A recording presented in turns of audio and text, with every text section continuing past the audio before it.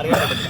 ഇതേ ടൈമിൽ തന്നെ നമ്മൾ ഈ വിരൽ വെച്ച് നോക്കുന്ന അതേ സമയത്ത് തന്നെ നമ്മൾ ചെവിയിൽ കൂടി ഇതാണ്ട് ഇങ്ങനെ വെച്ച് നോക്കും. അപ്പോൾ തിരിച്ചാണ് നമ്മൾ ഇങ്ങോട്ട് നോക്കിയിട്ടാണ് നമ്മൾ ചെയ്യുന്നത്. ഇരിക്കുമ്പോൾ വാക്കില്ലാത്തതുകൊണ്ടാണ് തിരിച്ച് കാണിച്ചത്. അപ്പോൾ അതാണ്ട് നമ്മൾ ആളിവിടെ കിടക്കുകയാണ്, തറയിരിക്കുകയാണെന്നുണ്ടെങ്കിൽ ഞാൻ അതാണ്ട് 2 വിരൽ ഇങ്ങനെ വെച്ച് നോക്കും. അതേ സമയത്ത് എൻ്റെ ചെവി നെഞ്ചത്തോട്ട് വെച്ച് നോക്കും. കാര്യം വല്ല സൗണ്ട് ഇടിപ്പോ വല്ല അറിയാൻ പറ്റുന്നുണ്ടോ.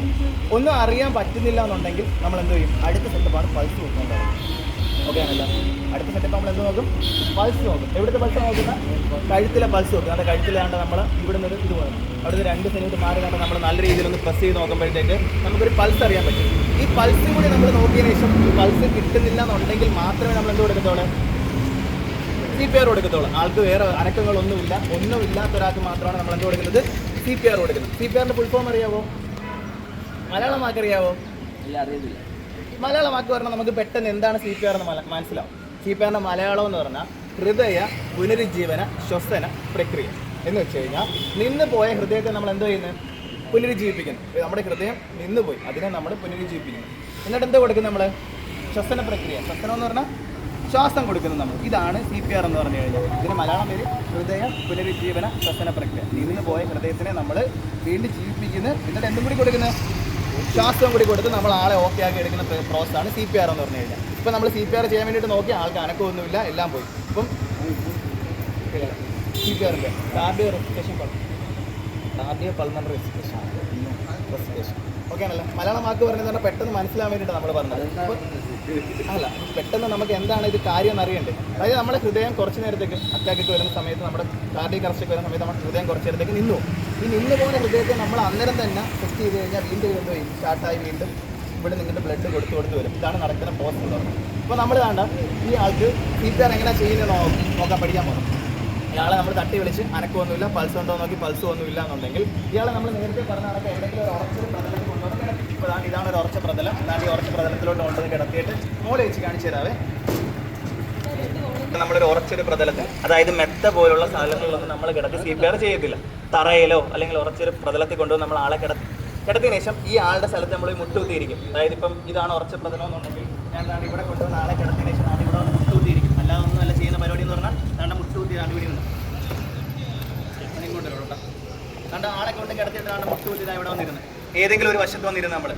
വശത്ത് വന്നിരുന്നതിന് ശേഷം അനക്കമൊന്നുമില്ല, പൾസ് എല്ലാം നമ്മൾ നോക്കി അനക്കമൊന്നുമില്ല എന്നെല്ലാം നമ്മൾ ഇതിനു ശേഷം നമ്മൾ CPR കൊടുക്കാൻ പോവാം. CPR നമ്മൾ നേരത്തെ പറഞ്ഞ് ഹൃദയത്തെ പുനരുജ്ജീവിപ്പിക്കുന്ന ശ്വാസം കൊടുക്കുന്നു. ഇതാണ് ഇതിൻ്റെ പ്രോസസ് എന്ന് പറയുന്നത്. അതായത് ഇംഗ്ലീഷ് പറയുമ്പോഴത്തേക്ക് നമ്മുടെ ഈ ചെസ്റ്റ് നമ്മളൊരു കംപ്രഷൻ കൊടുക്കുന്ന, ബ്രീത്ത് കൊടുക്കുന്നു. ഇതാണ് നമ്മുടെ സൈക്കിൾ. ചെസ്റ്റ് കംപ്രഷൻ എന്ന് പറഞ്ഞാൽ ഒരു കാര്യവും, ബ്രീത്ത് എന്ന് പറഞ്ഞാൽ അടുത്ത കാര്യം. ഇങ്ങനെ 2 സൈക്കിളായിട്ടാണ് നമ്മൾ ഈ പരിപാടി ചെയ്യുന്നതെന്ന് പറഞ്ഞു കഴിഞ്ഞാൽ. ഇനി ഇത് ചെയ്യുന്നതിന് മുമ്പ് നമ്മൾ അറിഞ്ഞിരിക്കേണ്ട കാര്യം എന്ന് പറഞ്ഞാൽ ഇത് എവിടെയാണ് ചെയ്യുന്നത്, എങ്ങനെയാണ് ചെയ്യുന്നതെന്ന് അറിയേണ്ടത്. നമ്മുടെ കൈ എങ്ങനെ വെക്കണം, നമ്മുടെ പൊസിഷൻ എങ്ങനെയാണ്, ഇങ്ങനെയുള്ള കാര്യങ്ങളാണ് അറിയേണ്ടത്. ഇത് എവിടെയാണ് ചെയ്യുന്നതെന്ന് വെച്ച് കഴിഞ്ഞാൽ ഇതിനകത്ത് നമ്മൾ കണ്ടുപിടിക്കുമ്പോൾ ക്വസ്റ്റ്യൻ പറയുമ്പോൾ നമ്മൾ സ്റ്റേണോ എന്നൊക്കെ പറഞ്ഞ് പറയും. ഇതെങ്ങനെയാണ് കണ്ടുപിടിക്കുന്നതെന്ന് വെച്ച് കഴിഞ്ഞാൽ നമ്മൾ 2 നിപ്പിൾ ടു നിപ്പിൾ ഒരു ലൈൻ വരയ്ക്കുന്നു. നമ്മൾ പുക്കിൽ നിന്ന് നമ്മുടെ മൂക്കിലോട്ട് ലൈൻ വരയ്ക്കുന്നു. ഇത് വന്ന് ക്രോസ് ചെയ്യുന്ന സ്ഥലം എവിടെയാണോ അവിടെയാണ് നമ്മൾ CPR ചെയ്യുന്നതെന്ന് പറഞ്ഞു കഴിഞ്ഞാൽ. അത് ഏകദേശം നമ്മുടെ നെഞ്ചിൻ്റെ ഏകദേശം അടുത്തായിട്ടൊക്കെ വരും. ആ ഭാഗത്തോട്ട് വെച്ചിട്ടാണ് നമ്മൾ CPR ചെയ്യുന്നത്. CPR ചെയ്യാൻ വേണ്ടിയിട്ട് നമ്മൾ ആളെ കിടത്തി പൊസിഷൻ എല്ലാം കണ്ടുപിടിച്ച്. ഇനി നമ്മളിങ്ങനെ കൈ എങ്ങനെ വെക്കുന്നതെന്ന്, നമ്മുടെ കൈ എന്ന് പറഞ്ഞാൽ നമ്മുടെ എല്ലാവർക്കും ഏതെങ്കിലും ഒരു കൈ നല്ല പവറായിട്ടുള്ളൊരു ഹാൻഡ് കാണും. ആ കൈ നമ്മൾ എടുക്കുക, ആ കൈയുടെ മണ്ടയിലോട്ട് അടുത്ത കൈ ക്രോസ് ചെയ്യുക. ഇതാണ് നമ്മൾ വെക്കുന്ന പൊസിഷൻ എന്ന് പറഞ്ഞാൽ. നമ്മുടെ പവർ ഹാൻഡ് ചിലപ്പോൾ ലെഫ്റ്റ് ഹാൻഡിലാണെങ്കിൽ ഇടത്തെ കൈ വയ്ക്കുക, അതിന് മുകളിലോട്ട് വലത്തെ കൈ ക്രോസ് ഇട്ട് പിടിക്കുക. എല്ലാവരും വെച്ച് നോക്കിയാൽ കൈ ഒന്നിങ്ങനെ നമ്മളെ വലത്തെ കൈ, പവർ ഹാൻഡ് വലത്തെ കൈ ആണെങ്കിൽ വലത്തെ കൈ അതിന് മുകളിലോട്ട് നമ്മൾ നിവർത്തി തന്നെ പിടിച്ച്. എന്നിട്ട് ഈ കൈയുടെ ഈ ഭാഗം കൊണ്ട്, ഈ പാം കൊണ്ടാണ് നമ്മൾ CPR ചെയ്യുന്നത്. അല്ലാതെ വേറൊരു ഭാഗം കൊണ്ടും അല്ല. അതാണ്ട് ഈ കൈയുടെ ഈ ഭാഗം കൊണ്ടാണ് നമ്മൾ CPR ചെയ്യുന്നതെന്ന് പറഞ്ഞു കഴിഞ്ഞാൽ. സ്ഥലം കണ്ടുപിടിച്ച് എവിടെ ചെയ്യുന്നതെന്ന് സ്ഥലം കണ്ടുപിടിച്ച് മനസ്സിലായില്ലായിരുന്ന അവിടെ കൊണ്ടുവന്നതാണ് നമ്മൾ കൈ വെച്ച്. ഓക്കെ ആണേ. ഇനി നമ്മൾ പ്രസ് ചെയ്യുമ്പോഴത്തേക്ക് നമ്മൾ ചെസ്റ്റിലോട്ട് പ്രസ് ചെയ്യാൻ പോകും നല്ല ബലത്തിൽ. ഒരു 4 മുതൽ 5 സെൻറ്റിമീറ്റർ വരെ താരണം. ഇതാണ് നമ്മുടെ പരിപാടി എന്ന് പറഞ്ഞാൽ. അല്ലാതെ നമ്മൾ ചുമ്മാ പ്രസ് ചെയ്ത് പോകത്തില്ല. ഒരു 4 മുതൽ ഒരു 5 സെൻറ്റിമീറ്റർ താരുന്ന രീതിയിൽ നമ്മളാണ് പ്രസ് ചെയ്യണം. ഓക്കെ ആണേ. ഇങ്ങനെ നമ്മൾ 30 വട്ടം ചെയ്യണം. എവിടെ ചെയ്യണം? 30 വട്ടം. 30 വട്ടം ചെയ്തതിന് ശേഷം നമ്മൾ 2 തവണ ബ്രീത്ത് കൊടുക്കണം. ഓക്കെ ആണല്ലോ. ഇതാണ് നമ്മുടെ CPRൻ്റെ സൈക്കിൾ എന്ന് പറഞ്ഞാൽ. എത്ര തവണ ചെസ്റ്റിൽ കംപ്രഷൻ കൊടുക്കും? 30 തവണ. എത്ര തവണ ബ്രീത്ത് കൊടുക്കും? 2 തവണ. ബ്രീത്തിൻ്റെ കാര്യം നമുക്ക് പിന്നെ പറയാം. ഇപ്പോൾ നമ്മുടെ ചെസ്റ്റിൻ്റെ കംപ്രഷൻ കൊടുക്കുന്നത് 30 തവണയെന്നാണ് പറഞ്ഞത്. ഈ 30 തവണ കൊടുക്കുന്നത് തന്നെ ഒരു സ്പീഡുണ്ട്, ഒരു റിതം ഉണ്ട് ഇതിന്. അല്ലാതെ നമ്മൾ ചില ആൾക്കാർ ചിലപ്പോൾ ഒന്ന് എണ്ണുന്നതാണ്ട 1 2 3 4 ഇങ്ങനെ എണ്ണുന്നവർ കാണത്തില്ലേ? ചില ആൾക്കാർ 1 2 3 4 5 ഇങ്ങനെ എണ്ണുന്നവരാണ്. ഇങ്ങനെ പല രീതിയിൽ എണ്ണുന്നവർ. ചിലപ്പോൾ നമ്മൾ പറയുമ്പോഴത്തേക്ക് 30 തവണ കൊടുക്കണമെന്നേ പറയത്തുള്ളൂ. കൊടുക്കുന്ന രീതി വ്യത്യാസമായിരിക്കും ചില ആൾക്കാർ. അങ്ങനെയാണെങ്കിൽ ചിലപ്പോൾ ഇത് എഫക്റ്റ് ആവണമെന്നുണ്ടോ? ഇല്ല. നമുക്ക് ഒരു മിനിറ്റിൽ 100 മുതൽ ഒരു 120 തവണ വരെ എണ്ണാൻ പറ്റുന്ന രീതിയിൽ വേണം നമ്മൾ എന്താ കൊടുക്കാനുള്ളത്? CPR കൊടുക്കാനുള്ളതെന്ന് പറഞ്ഞാൽ 1 മിനിറ്റിൽ നമുക്കൊരു 100 മുതൽ 120 തവണ അത്രയും സ്പീഡിലായിരിക്കണം നമ്മൾ കൊടുക്കേണ്ടുള്ളത്. അല്ലാതെ നമ്മൾ സ്ലോയിലും ആവാൻ പാടില്ല, ഒരുപാട് സ്പീഡിലും ആവാൻ പാടില്ല. ആ ഒരു വിധത്തിലാണ് നമ്മൾ കൊടുക്കുന്നത്. എത്ര തവണ കൊടുക്കും? അങ്ങനെ നമ്മൾ 30 തവണ കൊടുക്കും. 30 തവണ കൊടുത്തതിന് ശേഷം എന്ത് കൊടുക്കണമെന്ന് പറഞ്ഞാൽ ബ്രീത്ത് കൊടുക്കണം. ഓക്കെ ആണല്ലോ? അപ്പോൾ ഞാൻ ചെയ്ത് കാണിക്കട്ടെ. കണ്ടോ, നോക്കിക്കോണേ. കണ്ടോ, 1 2 3 4 5 6 7 8 9 10. 1 2 3 4 5 6 7 8 9 20. 1 2 3 4 5 6 7 8 9 30. ഓക്കെ ആണേ? ഇത് ചെയ്ത സമയത്ത് ശ്രദ്ധിക്കേണ്ടുള്ള കാര്യം, എൻ്റെ കൈ നിവർന്നായിരിക്കുന്നത്. എൻ്റെ കൈ മടങ്ങിയാണായിരുന്ന അല്ല, കൈ നിവർന്നിരിക്കണം. ഒരിക്കലും നമ്മൾ കൈയുടെ ബലമല്ല കൊടുക്കുന്നത്, ഫുൾ ബോഡി വെയിറ്റ് കൊടുക്കുന്നത്. എൻ്റെ ബോഡി കൊണ്ടിട്ടാണ് ഞാൻ ഫുള്ളായിട്ട് കൊടുക്കുന്നത്. നമ്മൾ കൈയുടെ ബലത്തിൽ മാത്രം ഇങ്ങനെ പ്രസ് ചെയ്യല്ല ചെയ്യുന്നത്, ഫുള്ള് തവണ നമ്മൾ കൈ നിവർത്തി വെച്ച് നമ്മൾ ഫുൾ ബോഡി വെയിറ്റ് കൊടുത്തിട്ടാണ് നമ്മൾ ചെയ്യുന്നത്. അങ്ങനെ 1 മിനിറ്റിൽ എത്ര തവണ വരുന്ന പറഞ്ഞത്? 100 മുതൽ 120 തവണ വരെ എണ്ണാൻ പറ്റുന്ന സ്പീഡിൽ. എത്ര വട്ടം നമ്മൾ കംപ്രഷൻ കൊടുക്കുമെന്ന് പറഞ്ഞ് 30 തവണ ജസ്റ്റ് കംപ്രഷൻ കൊടുക്കും. ഓക്കെ ആണല്ലോ? കാര്യം മനസ്സിലായേ? സംശയം ഉണ്ട് അതിനകത്ത്? ഇല്ല. റിബ്സിന് പൊട്ടൽ വരും. നമ്മൾ ഈ നേരത്തെ നമ്മുടെ സാറ് പറഞ്ഞ കണക്ക് ഈ APJ അബ്ദുൽ കലാമിൻ്റെ കേസിൽ പുള്ളിക്ക് കൊടുക്കാൻ പറ്റാഞ്ഞതിൻ്റെ കാരണം എന്ന് പറഞ്ഞാൽ അത്രയും ഹെവി പ്രൊട്ടക്ഷൻ സെക്യൂരിറ്റി ഉള്ള ആളാണ്. അപ്പോൾ പെട്ടെന്ന് ഒരാൾക്ക് വന്ന് കൊടുക്കാൻ പറ്റില്ല. ഇതേ സംഭവം നടന്നേ നമ്മൾ മൈക്കിൾ ജാക്സണും ഇതേ കണക്കൊരു സ്റ്റേജിൽ ഡാൻസ് പെർഫോം ചെയ്തുകൊണ്ടിരിക്കുമ്പോഴത്തേക്കാണ് ഈ കാർഡിയക് അറസ്റ്റ് വരുന്നത്. പുള്ളിക്ക് CPR കൊടുത്ത് തന്നെയാണ് ഹോസ്പിറ്റലിലോട്ട് കൊണ്ടുവന്നത്. റിബ്സ് എല്ലാം ഒടിയുകയും ചെയ്തിട്ടുണ്ട്. മരിക്കാൻ പോകുന്ന ഒരാൾ റിബ്സ് ഒടിഞ്ഞു പോയാലും കുഴപ്പമല്ല ഉണ്ട്. നമ്മൾ കൊടുത്ത് രക്ഷപ്പെടുവാണെങ്കിൽ രക്ഷപ്പെട്ടോട്ടെ, ചിലപ്പോൾ ഒടിയാതെ ഇരിക്കാം, അതൊരു കാര്യമല്ല. എന്തായാലും ഈ ആൾ കുറച്ച് നേരം കഴിയുമ്പോഴത്തേക്കും മരണം സംഭവിക്കും. അത്രയും പവറിലാണ് കൊടുക്കും. നമ്മുടെ ഹാർട്ടിനെ പ്രൊട്ടക്ട് ചെയ്ത് കാണപ്പെടുന്നതാണ് റിബ്സ്. അത്രയും പവർ കൊടുത്താൽ നമ്മുടെ ഹാർട്ടിലോട്ട് അതിനാണ് 4 മുതൽ 5 സെൻറ്റിമീറ്റർ പറയുന്നത്. നമ്മൾ ഒടിയാതെ ഇരിക്കാം, ഒടിഞ്ഞ് പോകാം. ചിലപ്പോൾ നമുക്ക് പറഞ്ഞിട്ട് ചെയ്തില്ല, നമ്മൾ എന്തായാലും 4 മുതൽ അതിന് പ്രൊട്ടക്ട് ചെയ്ത് കാണുന്ന ആളാണ് ഇതെന്ന് പറഞ്ഞത്. ഇപ്പം അതുകൊണ്ടാണ് നമ്മൾ പറഞ്ഞ ജീവനുള്ള ശരീരത്തിൽ എന്ത് കൊടുക്കൂല, ഈ പറഞ്ഞ CPR ചെയ്ത് പഠിക്കത്തില്ല. അതിനാണ് നമ്മൾ ഇങ്ങനെയുള്ളതിന് ഉപയോഗിക്കുന്നത്. അപ്പോൾ ഇതാണ് നമ്മുടെ സൈക്കിൾ എന്ന് പറഞ്ഞാൽ 30 തവണ നമ്മൾ ചെസ്റ്റിൽ കംപ്രഷൻ കൊടുക്കുക, 2 തവണ ബ്രീത്ത് കൊടുക്കുക. ഈ ബ്രീത്ത് കൊടുക്കാൻ നേരത്ത് നമ്മളിപ്പോൾ ഈ ആൾ കിടക്കുന്നത് പല രീതിയിലായിരിക്കും, തിരിഞ്ഞോ തല ചരിച്ചോ ഒക്കെ ആയിരിക്കും കിടക്കുന്നത്. ആളുടെ തല നമ്മൾ നേരെ ആക്കി വെച്ച് ഈ ചീൻ താണ്ട് നമ്മളൊരു പൊടിക്ക് ലിഫ്റ്റ് ചെയ്ത് വയ്ക്കും, മുകളിലോട്ടാക്കും, മൂക്ക് അടച്ച് പിടിച്ചിട്ട് നമ്മൾ 2 തവണ ബ്രീത്ത് കൊടുക്കും. ഈ കൊറോണ ഒക്കെ വന്നതിന് ശേഷം നമുക്ക് പരിചയമില്ലാത്ത ആൾക്കാരൊക്കെ നമ്മൾ ബ്രീത്ത് അങ്ങനെ അധികം അങ്ങനെ ഇപ്പം പറയാറില്ല. എന്ത് മാത്രം കൊടുത്താൽ മതി എന്നാണ് പറയുന്നത്? ചെസ്റ്റിൽ ഈ പറഞ്ഞാൽ നമ്മൾ കംപ്രഷൻ മാത്രം കൊടുത്താൽ മതി എന്നാണ് പറയുന്നത്. 2 തവണ ബ്രീത്ത് കൊടുക്കണമെന്നാണ് റൂൾ പറഞ്ഞിരുന്നത്. ഇനി കൊടുക്കാം, നമുക്ക് പരിചയമുള്ള ഒരാളാണ്, നമുക്ക് അറിയാവുന്ന ഒരാളാണ്, അങ്ങനെയാണെങ്കിൽ നമുക്ക് ബ്രീത്ത് കൊടുക്കണമെന്നുണ്ടെങ്കിൽ നമ്മൾ മൂക്ക് അടച്ചു പിടിച്ചിട്ട് നമ്മൾ 2 തവണ നല്ല രീതിയിൽ എയർ എടുക്കണം. ആ എയർ നമ്മൾ ഊതി കൊടുക്കണം. ഊതി കൊടുക്കുന്ന സമയത്ത് സ്വന്തം സേഫ്റ്റി നമ്മൾ നോക്കാൻ വേണ്ടിയിട്ട് കർച്ചീഫ് ഉപയോഗിക്കാം. അല്ലെങ്കിൽ നമ്മൾ കൈ ഇടയ്ക്ക് ഇങ്ങനെ പിടിച്ച് വെച്ചിട്ട് നമുക്ക് വേണമെങ്കിൽ ബ്രീത്ത് ഊതി കൊടുക്കാം. നമ്മുടെ സേഫ്റ്റി കൂടി നമ്മൾ നോക്കണ്ടേ? അതിനായിട്ട് നമുക്ക് ഒന്നിൽ കർച്ചീഫ് ഉപയോഗിക്കാം, അല്ലെങ്കിൽ നമുക്ക് ഇത് ചെയ്യാം. പിന്നെ ഏറ്റവും അടുത്ത ആൾക്കാരാണ് നമ്മുടെ ബന്ധുക്കൾ, അച്ഛൻ അമ്മ പോലുള്ള ആൾക്കാരൊക്കെ നമുക്ക് അറിയാം, കുഴപ്പമൊന്നുമില്ല. എങ്ങനെ ആൾക്കാർക്കാണ് മൗത്ത് ടു മൗത്തും കൊടുക്കുന്നവരുണ്ട്. നമ്മളെപ്പോഴും സ്വന്തം സേഫ്റ്റി നോക്കിയിരിക്കണം. അതിന് വേണ്ടിയിട്ട് നമ്മൾ കർച്ചീഫ് ഉപയോഗിക്കുന്നതായിരിക്കും എപ്പോഴും നല്ലതെന്ന് പറഞ്ഞാൽ. സൈക്കിൾ എന്ന് പറഞ്ഞാൽ 30 തവണ ചെസ്റ്റ് കംപ്രഷൻ കൊടുക്കുക, 2 തവണ എന്ത് കൊടുക്കുക? ബ്രീത്ത് കൊടുക്കുക. ഇത് എത്ര തവണ വരെ ചെയ്യും നമ്മൾ? 2 തവണ ചെയ്ത് നിർത്തുമോ? അതായത് CPR എന്ന് പറഞ്ഞാൽ ഒരു സൈക്കിൾ എന്ന് പറഞ്ഞാൽ നമ്മളിപ്പോൾ 1 തവണ ചെയ്തു, ചെസ്റ്റ് കംപ്രഷനും കൊടുത്ത് ബ്രീത്തും കൊടുത്ത്, അതങ്ങനെ നമ്മൾ എത്ര തവണ വരെ ചെയ്യും? ശ്വാസം വരുന്നവരെ ചെയ്യുമെന്ന് പറഞ്ഞു. ഒരാൾ പറഞ്ഞു ശ്വാസം വരുന്നിടം വരെ, അല്ലെങ്കിൽ ആൾ റിയാക്ട് ചെയ്യുന്നവരെ ചെയ്യുമെന്ന് പറഞ്ഞു. ആൾ റിയാക്ട് ചെയ്തില്ല, നമ്മൾ നിർത്തിയിട്ട് പോവോ?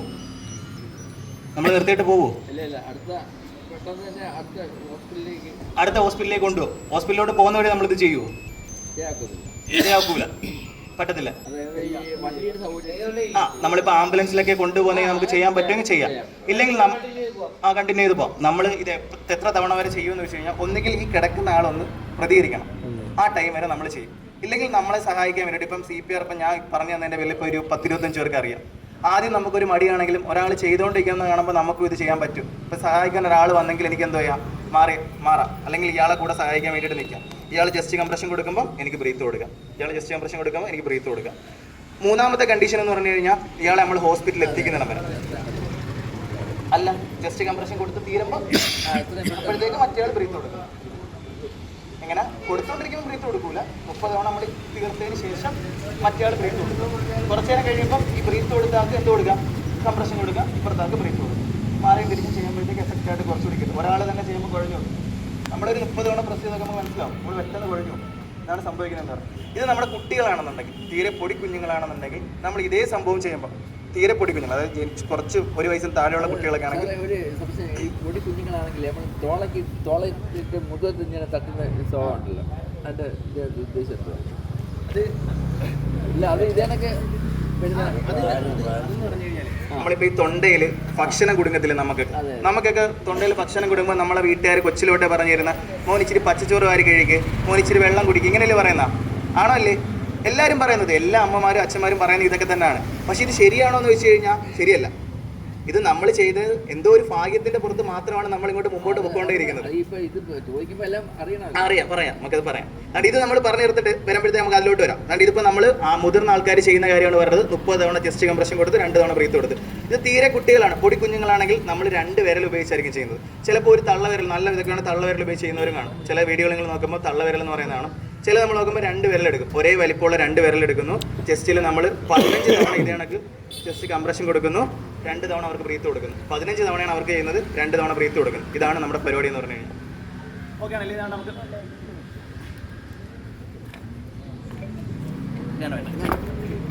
ഇതാണ് നമ്മൾ ഇത് ചെയ്യുന്നതെന്ന് പറഞ്ഞു. ഇപ്പോൾ നമ്മുടെ ചേട്ടൻ ചോദിച്ച കണക്ക് കൊച്ചു പിള്ളേരെ നമ്മൾ തോളത്തിട്ട് തട്ടുമെന്ന് പറഞ്ഞു. കൊച്ചു പിള്ളേരെ നമ്മൾ തോളത്തിട്ട് തട്ടുമെന്ന് പറഞ്ഞു. അപ്പോൾ ഇതിൻ്റെ ഇതെന്ന് പറഞ്ഞുതരാം. നമ്മൾ ചോക്കിംഗ് എന്നൊരു സംഭവമുണ്ട്. ചോക്കിംഗ് എന്ന് പറഞ്ഞു കഴിഞ്ഞാൽ തൊണ്ടയിൽ ഭക്ഷണം കൊടുക്കണം. നമുക്ക് എല്ലാവർക്കും ചോക്കിംഗ് വന്നിട്ടുണ്ടായിരിക്കും, പാർഷ്യലി എല്ലാവർക്കും ചോക്കിംഗ് വന്നിട്ടുണ്ടായിരിക്കും. നമ്മൾ എല്ലാ ആൾക്കാരും ഒരേ സമയത്ത് ഒന്നിലധികം കാര്യങ്ങൾ ചെയ്യുന്നവരാണ്.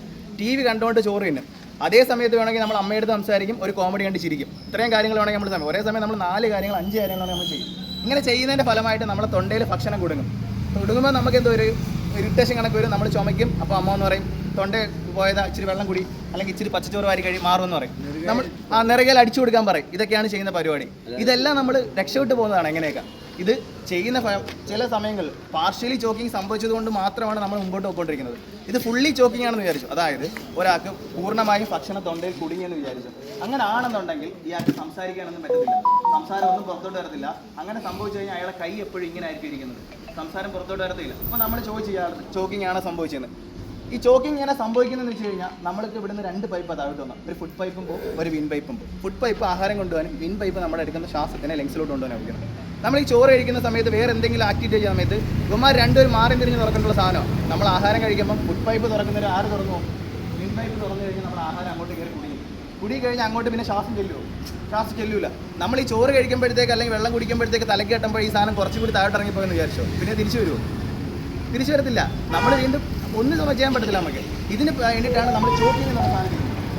കുഞ്ഞു കുട്ടികളിൽ സംഭവിക്കുന്നതെന്ന് പറഞ്ഞാൽ ഇവർ ഉറക്കത്തിലൊക്കെ ആയിരിക്കും പാൽ കുടിക്കുന്നത്. കൊച്ചു കുട്ടികൾ ഉറക്കത്തിലാണ് പാൽ കുടിക്കുന്നത്. ഇവർ പാൽ കുടിക്കുന്ന സമയത്ത് കറക്റ്റാണ്, ചിലപ്പോൾ കരയുമ്പോഴായിരിക്കും നമ്മൾ പാൽ കൊടുക്കുന്നത്. ചിലപ്പോൾ ഇവർക്ക് എങ്ങനെ സംഭവിക്കുന്ന അറിയത്തില്ല. മിക്ക കുട്ടികളും ഉറക്കത്തിൽ ഈ പാല് തൊണ്ടയിൽ കുടുങ്ങി മരിച്ചു എന്നൊക്കെ പറയുന്നത് നമ്മൾ വാർത്ത കാണുന്നതാണ്. അപ്പോൾ ഇവർക്ക് ഇത് ഒഴിവാക്കാൻ വേണ്ടിയിട്ടാണ് നമ്മൾ തോളത്തെടുത്ത് 2 വട്ടം എന്ത് ചെയ്യുന്നത്, തട്ടി എയർ പോയെന്നൊക്കെ നോക്കും. അമ്മമാർ നോക്കും, തിരിഞ്ഞൊക്കെ എയർ പോയെന്നൊക്കെ നോക്കും. ഇതെന്താണ് സംഭവിക്കുന്നതെന്ന് പറഞ്ഞു കഴിഞ്ഞാൽ നമുക്ക് ഈ ചോക്കിങ് സംഭവിക്കുകയോ ഇല്ലയെന്ന് അറിയത്തില്ല കുട്ടികൾക്ക്. അത് ഒരു പ്രിക്കോഷൻ എന്ന രീതിയിൽ നമ്മൾ പാല് കൊടുത്തു കഴിഞ്ഞാൽ അവർക്കൊന്നുമില്ല, കുഴപ്പമൊന്നുമില്ലെന്ന് അറിയാൻ വേണ്ടിയിട്ട് നമ്മൾ തോളത്തൊക്കെ ഇട്ട് തട്ടി എയറൊക്കെ പോയെന്നൊക്കെ നോക്കുന്നു. ഇനി ചോക്കിങ് സംഭവിച്ച ഒരാളാണെന്ന് വിചാരിച്ചു. അപ്പോൾ എനിക്ക് ചോക്കിങ് സംഭവിച്ചു, ഫുള്ളി ചോക്കിങ് വന്നു കഴിഞ്ഞാൽ ഞാൻ എപ്പോഴും കൈ വയ്ക്കുന്നത് ഇങ്ങനെ ആയിരിക്കും എന്ന് പറഞ്ഞു. ഇയാൾക്ക് സൗണ്ട് പോലും പുറത്തോട്ട് വരത്തില്ല. കണ്ണൊക്കെ തള്ളി കുറച്ച് നേരം കഴിയുമ്പോൾ ശ്വാസം ഇല്ലാതാകുമ്പോൾ ഒരു കളറൊക്കെ മാറി, ഒരു നീല കളറൊക്കെ ആയിട്ട് വരും ശരീരമൊക്കെ. ഇങ്ങനെയാണ് വരുന്നതെന്ന് പറഞ്ഞാൽ ഇയാളെ നമ്മൾ എങ്ങനെ രക്ഷിക്കുന്നതെന്ന് വെച്ച് കഴിഞ്ഞാൽ ഇപ്പോൾ ചോക്കിങ് സംഭവിച്ചു. ഇതാണ് നമ്മുടെ ചോക്കിങ് സംഭവിച്ച ആളെന്ന് വിചാരിച്ചോ. ഇയാൾ താണ്ട് ചോക്കിങ് സംഭവിച്ചു കഴിഞ്ഞാൽ കൈ താണ്ട് എപ്പോഴും വെച്ചുകൊണ്ടിരിക്കുന്നതാണ്ട് ഇങ്ങനെ ആയിരിക്കും. താണ്ട് കൈ താണ്ട് 2 കൈ താണ്ട് ഇങ്ങനെ വെച്ചുകൊണ്ടായിരിക്കും നിൽക്കുന്നതെന്ന് പറഞ്ഞു കഴിഞ്ഞാൽ ഇങ്ങനെ നിന്ന് ഞാൻ ചെന്ന് ചോദിച്ചു ചോക്കിങ് എന്താ ഇപ്പം തൊണ്ടയിൽ കുടുങ്ങിയെന്ന് വെച്ചു ഭക്ഷണോ. അപ്പോൾ പറഞ്ഞു ആന്ന് പറഞ്ഞു ആക്ഷനെ കാണിച്ചു. അങ്ങനെ ആണെന്നുണ്ടെങ്കിൽ നമ്മൾ ഇയാളെ ബാക്കിൽ ചെന്ന് നിൽക്കും. ചിലപ്പോൾ ഇയാൾ കാല് 2 അടുപ്പിച്ചൊക്കെ ആയിട്ടായിരിക്കും നിൽക്കുന്നത്. നമ്മൾ ഇയാളെ ബാക്കിൽ ചെന്നിട്ട് ഈ കാല് 2 ഒന്ന് അകത്തി വെച്ചതിന് ശേഷം ഒരു കാല് ഞാൻ താണ്ട് അയാളുടെ കാലിന് ഇടയ്ക്കോട്ട് കയറ്റി വെച്ചു. കാര്യം എന്ന് പറഞ്ഞാൽ ചോക്കിങ് സംഭവിച്ച ആളാണ്, ശ്വാസമില്ല, എപ്പോൾ വേണമെങ്കിലും വീഴാം. അത് എങ്ങോട്ട് വേണമെങ്കിലും വീഴാം, വലത്തോട്ട് വീഴാം, ഇടത്തോട്ട് വീഴാം, ബാക്കിലോട്ട് വീഴാം, ഫ്രണ്ടിലോട്ട് വീഴാം. നമുക്ക് പ്രെഡിക്റ്റ് ചെയ്യാൻ പറ്റും എങ്ങോട്ട് വീഴുമെന്ന്. ഇല്ല, ഒരിക്കലും അറിയാൻ പറ്റത്തില്ല. അതുകൊണ്ടാണ് നമ്മൾ താണ്ട് ഈ കാലിങ്ങനെ വെച്ചിട്ട് ഇങ്ങനെ നിൽക്കുവാണ്. ഇയാൾക്ക് ചോക്കിങ് സംഭവിച്ച ആളാണ്. നമ്മൾ താണ്ട് ആളെ ചെയ്ത് വെച്ചു. എന്നിട്ട് നമ്മൾ കൈ താണ്ട് നമ്മുടെ തമ്പ് താണ്ട് മടക്കും. ബാക്കി 4 പേരിൽ നമ്മൾ അതിനെ ചുറ്റി വയ്ക്കും. ഓക്കെ ആണല്ലോ. എന്നിട്ട് നമ്മൾ ചെയ്യുന്ന പരിപാടി എന്ന് പറഞ്ഞാൽ ഇയാളുടെ പുക്കിളിന് മുകളിലായിട്ട് നമ്മൾ ഒരു ജെ ആകൃതിയിൽ അകത്തോട്ടും പ്രസ് ചെയ്യും, മുകളിലോട്ടും ആക്കും. നമ്മൾ ഒരു ജെ ഷേപ്പിൽ നമ്മൾ കൈ ഇങ്ങനെ വെച്ചതിന് ശേഷം താണ്ട് ഇങ്ങനെ വെച്ചു. എന്നിട്ട് താണ്ട് പുക്കിളിന് മുകളിലോട്ട് നമ്മൾ അകത്തോട്ടും വെച്ച് മുകളിലോട്ടും ആക്കി, അകത്തോട്ടും ആക്കി മുകളിലോട്ടും ആക്കി കൊടുത്ത് അകത്തോട്ട് പ്രസ് ചെയ്യുക. ജെ ഷേപ്പില്ലേ, പിന്നെ ജെയുടെ ആകൃതിയിൽ. ഇപ്പോൾ ആഹാരം കഴിച്ച ഒരാൾ, നമ്മൾ ജീവനുള്ള ഒരാളാണ്, അയാൾ ചെയ്ത് കാണിക്കുന്ന മോശമില്ല. അപ്പോൾ താണ്ട് ജെ ആകൃതിയിൽ താണ്ട് നമ്മൾ താണ്ട് ഇങ്ങനെ വെച്ചു, അകത്തോട്ട് വെച്ചു, മുകളിലോട്ട് പ്രസ് ചെയ്തു. ഓക്കെ ആണല്ലോ. അങ്ങനെ നമ്മൾ 5 തവണ ചെയ്യുമ്പോഴത്തേക്ക് കുടുങ്ങിയ ഭക്ഷണം കുറച്ചൊക്കെ മുകളിലോട്ട് വരും. എന്നിട്ടും പുറത്ത് വന്നില്ല എന്നുണ്ടെങ്കിൽ ഇയാളെ നമ്മൾ കംപ്ലീറ്റ് ആയിട്ട് ഇങ്ങനെ ഫുള്ളായിട്ട് കുറിച്ച് കുറച്ച് ഫുള്ളായിട്ട് ഇങ്ങനെ കുറിച്ച് ചേർക്കും. ഓക്കെയാണ്. എന്നിട്ട് നമ്മൾ 2 ഷോൾഡർ ബ്ലേഡ് ഉണ്ട്. ഇതിനിടയ്ക്ക് നമ്മൾ 5 തവണ ശക്തിയായിട്ട് അടിച്ചു കൊടുക്കും. 5 തവണ നമ്മൾ ശക്തിയായിട്ട് അടിച്ചു കൊടുക്കും. എന്നിട്ടും പോയില്ലെങ്കിൽ ഈ സംഭവം നമ്മൾ വീണ്ടും റിപ്പീറ്റ് ചെയ്യും. വീണ്ടും നമ്മൾ ആളെ താണ്ട് ഇങ്ങനെ നിർത്തുക, വീണ്ടും താണ്ട് നമ്മൾ ആളെ ചെയ്യുക, അഴിച്ചു കൊടുക്കുക. ഇതാണ് ചെയ്യുന്ന പരിപാടി എന്ന് പറഞ്ഞാൽ. ഇത് ഏറ്റവും കൂടുതൽ സംഭവിക്കാൻ സാധ്യതയുള്ള കുട്ടികൾ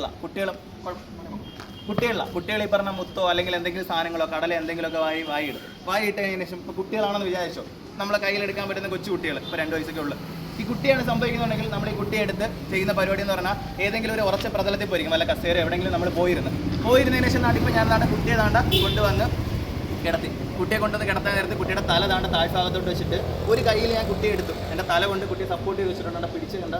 പിടിക്കുന്ന രീതി ഇങ്ങനെ കുട്ടിയെ ഞാൻ തല കൊണ്ട് സപ്പോർട്ട് ചെയ്ത് ഞാൻ പിടിച്ച് വെറുതെ എന്നിട്ട് ഒരു കാല് കൊണ്ടുവന്ന് കുട്ടിയെ കിടത്തിയതിന് ശേഷം നമ്മൾ 2 വിരൽ ഉപയോഗിച്ച് നേരത്തെ ചെയ്ത് അതേ കണക്ക് തന്നെ 5 തവണ നമ്മൾ പ്രസ് ചെയ്ത് കൊടുത്തിട്ട് തിരിച്ച് ഇത് ആ പോയ സാധനം പുറത്തോട്ട് വന്നില്ല, നമ്മൾ നോക്കിയിട്ടൊന്നും കാണാൻ പറ്റില്ല. ഈ കുട്ടിയെ നമ്മൾ അടുത്ത കയ്യിലോട്ട് ഇതേ കണക്ക് തന്നെ തിരിച്ച് കിടത്തി. അപ്പോൾ നോക്കണം തല താഴ്ന്നു തന്നെയാണ് ഇരിക്കുന്നത്. എന്നിട്ട് നമ്മൾ നേരത്തെ അതേ കണക്ക് ഷോൾഡർ ബ്ലേഡിലോട്ട് 5 തവണ നമ്മൾ അടിച്ചു കൊടുക്കും. ഓക്കെ ആണല്ലോ? അവിടെ വലിയ ശക്തി അടിക്കേണ്ട കാര്യമില്ല, കൊച്ചു കുട്ടിയില്ലേ, ഒരു അത്യാവശ്യത്തിൽ നമ്മളിങ്ങനെ അടിച്ചു കൊടുക്കും. ചെയ്ത പരിപാടി കുട്ടിയെ നമ്മൾ എടുത്ത് കാലിലോട്ട് കിടത്തി എവിടെയെങ്കിലും ഒരു സ്ഥലത്ത് പോയി ഇരുന്നതിന് ശേഷം നമ്മൾ കുട്ടിയുടെ തലഭാഗം താന്നിരിക്കുന്ന രീതിയിൽ എന്നിട്ട് നമ്മൾ 2 വിരൽ വെച്ച് പ്രസ് ചെയ്ത് കൊടുത്തതിന് ശേഷം നമുക്ക് ഈ പോയ പാർട്ടിക്കിൾ പുറത്തോട്ട് വന്നില്ലെന്നുണ്ടെങ്കിൽ ഈ ആളെ നമ്മൾ തിരിച്ച് കിടത്തി. ഈ കുട്ടിയെ തിരിച്ച് കിടത്തിയതിന് ശേഷം നമ്മൾ നേരത്തെ കണക്ക് ആ ഷോൾഡർ ബ്ലേഡിന് ഇടയ്ക്ക് 5 തവണ വീണ്ടും ചെയ്ത് കൊടുക്കും. വീണ്ടും തിരിച്ച് നമ്മൾ പോയില്ലെന്നുണ്ടെങ്കിൽ ഒന്നുകൂടി ചെയ്യും. അപ്പോൾ ഏകദേശം കുട്ടികളിലൊക്കെ ആണെങ്കിൽ അന്നേരം തന്നെ തിരിച്ചു വരും. ഇതാണ് സംഭവിക്കുന്നതെന്ന് പറഞ്ഞാൽ. ഇതാണ് നേരത്തെ ചോദിച്ച ചോദ്യം. പോയാൽ നമ്മുടെ ചേട്ടൻ